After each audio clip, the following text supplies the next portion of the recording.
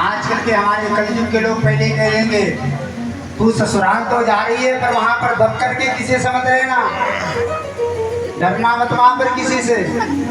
मैं तेरे सुख के लिए सारा सामान दे रहा हूँ, एसी कूलर पंखा जितनी भी व्यवस्था है सब दे रहा हूँ, यहाँ तक कि तुझे घर भी दे रहा हूँ। और अगर कोई भी परेशानी हो वहाँ पर तो तुरंत मेरे पास फोन करना, हम यहाँ से लोगों को भेज देंगे, या तो घर चली आना। तो बताओ ये घर बसाने का काम कर रहे हैं कि घर उजाड़ने का काम कर रहे हैं? जानने का काम कर रहे हैं ना। जब भी आप अपनी कन्या को विदा करो एक ही बात उससे कहो कि जैसे तो यहाँ पर हमें माता पिता समझ करके रही, दुख मिला सुख मिला अपने घर में, वैसे ही अपने ससुराल को अपना घर समझ करके अपना जीवन जीना,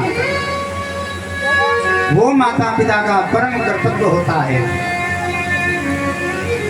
जानकी मैया की विदाई हुई, सभी पहुंचे अयोध्या, सब में बड़ी प्रसन्नता थी।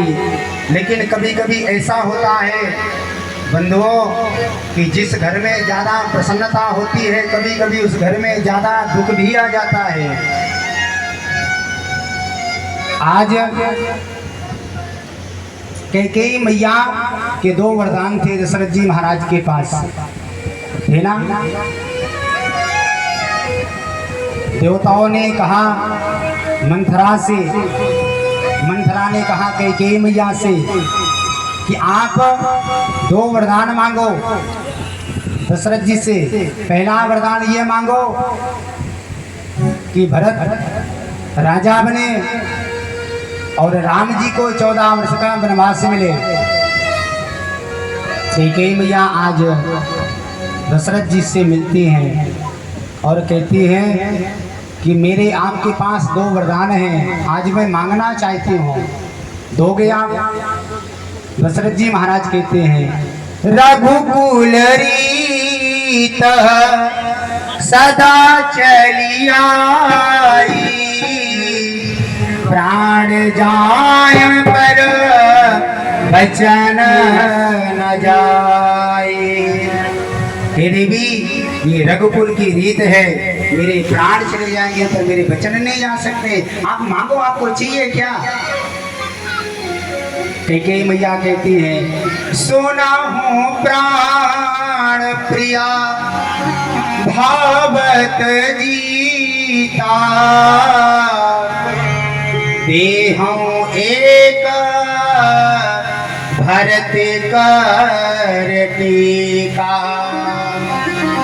मेरा पहला वरदान है कि भरत राजा बने, और दूसरा वरदान मांगती है।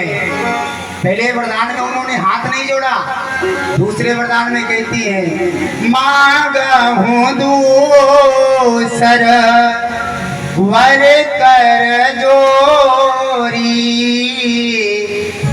पुरबहु नाथ मनोरथ मोरी, तापस बेस विशेष उदासी, 14 वर्ष राम बनवासी। मेरा दूसरा वरदान है कि राम को 14 वर्ष का वनवास मिले। जैसे ही दशरथ जी महाराज सुने कि वनवास, सुन करके जमीन पर गिर पड़े। अरे कैकेयी तो मेरे प्राण को मांग लेती, मैं अपने प्राणों को न्यौछावर कर देता। राम कोई साधारण नहीं है, राम मेरे प्राण है, मेरी सांसें है, मेरी हर श्वास पर रघुनाथ का नाम है। श्वास श्वास पर कृष्ण भजी, व्यथा श्वास जनी खोय, ना जाने यह श्वास की आवन हो या न हो। बंधुओं, हर श्वास पर रघुनाथ की प्राप्ति करो, आपकी एक भी श्वास व्यर्थ ना जाए। हर सांस पर ठाकुर जी का स्मरण करो। दशरथ जी महाराज कैकेयी से कहते हैं कि आप यहाँ से जाओ, मैं आपका चेहरा नहीं देखना चाहता। रघुनाथ को पता चला कि माता जी ने मेरे लिए 14 वर्ष का वनवास मांगा। आज राम जी दशरथ जी के पास आते हैं, बड़े उदास थे, रो रहे थे दशरथ जी। राम जी कहते हैं कि मुझे ऐसे माता पिता मिले। गोस्वामी जी कहते हैं, सुनी जननी सोई सुत बड़ भागी, अरे जे भी तुमाको बचन अनुरागी। आजकल हम लोग तुरंत किसी की कसम खा लेते हैं, आपकी कसम, झूठी कसम खा जाते हैं। और राम जी कहते हैं मैं बड़ा धनवान हूँ, बड़ा यशस्वी हूँ, जो मुझे ऐसे माता पिता मिले जो वचन पर विरुद्ध है। सुनी जननी सोई सुत बड़ भागी, जे पितु मातो बचन अनुरागी। पिता को बार बार रघुनाथ समझाते हैं। राजा दशरथ बहुत रोए। सुबह का वक्त हुआ, सुमंत जी महाराज राम जी को छोड़ने गए। राम जी चले तो जानकी मैया बोली हम भी आपके साथ चलेंगे। जानकी मैया लखनलाल तीनों चले। सुमंत जी ने तीनों को भेजा। रात्रि में छोड़ करके सुमंत जी महाराज केवट वहीं सोता, सुमंत जी महाराज वहीं सोते रहे। राम लक्ष्मण और जानकी मैया वहां से चले गए। इधर एक बड़ी सुंदर कथा आती है केवट की, बड़े ध्यान से सुनना। केवट से राम जी मिलते हैं, केवट को बुलाते हैं, भैया इधर आओ। केवट कहता है मैं आपका मर्म जानता हूँ, मैं नहीं आऊंगा। बोले क्यों? बोले हमने सुना है आपने एक पत्थर पर चरणों को रखा है तो वो स्त्री बन गई है, और मेरी नौका तो कठोरता की है, कहीं ये स्त्री बन गई तो मेरा कहाँ से चलेगा परिवार। लक्ष्मण जी बार बार इशारा कर रहे, भैया केवट आ जा, पल्ली बांध उतार दे। केवट कहता है मैं तभी आऊंगा जब आपके चरणों को बार बार पखारूंगा। राम जी कहते हैं भैया तो कछु भी कर लीजिए पर आ जा, हमें पल्ली पार उतार।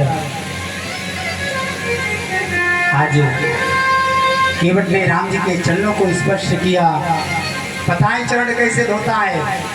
आपके हमारे जैसे नहीं कि ठाकुर जी को एक बार स्नान करा दिए, फूल माला पहना दी, आरती कर दिए, बस नहीं। केवट ने ये राम जी के चरणों को उठाया, उसको अब जल से धोया, और धोने के बाद फिर उसी धरातल पर रख दिया, उसी रेत पर रख दिया। बोले दूसरा चरण दो, दूसरा धोया, फिर बोला प्रभु ये गंदा हो गया, इसको दो, इसको पुनः धोता हूँ मैं। फिर इसको रखा, फिर बोला प्रभु देखो उसमें फिर रेत लग गई है, मैं पुनः इसको धोता हूँ।